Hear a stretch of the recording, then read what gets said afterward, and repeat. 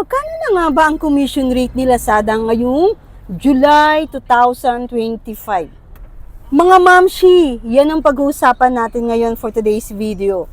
Kung magkano na ang commission rate ni Lazada for every successful deliveries.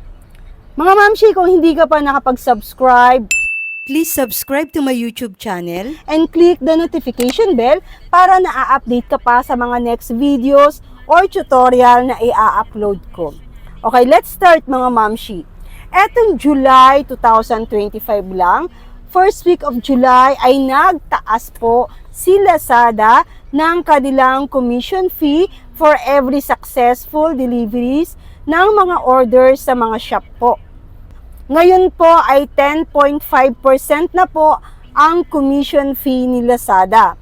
So ano-ano ba ang kinakaltas ni Lazada? Yung sa akin po, sa shop ko, meron din po si Lazada ang kinakaltas na free shipping max fee. Kasi po lagi nakapromo ang shop ko ng free shipping kahit hindi po campaign.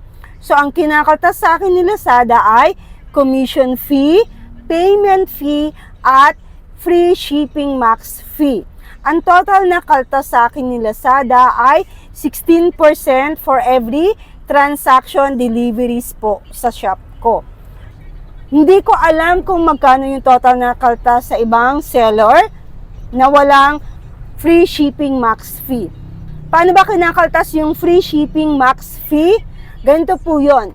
Halimbawa, naka-free shipping po ang inyong shop.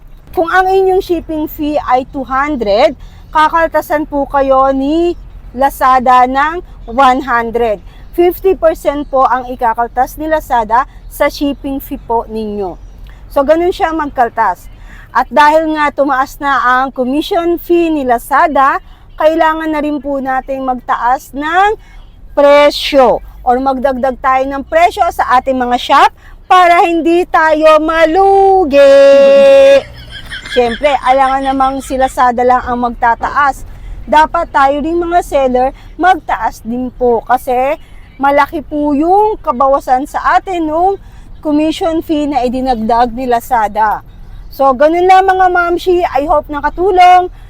Salamat sa panunood. God bless.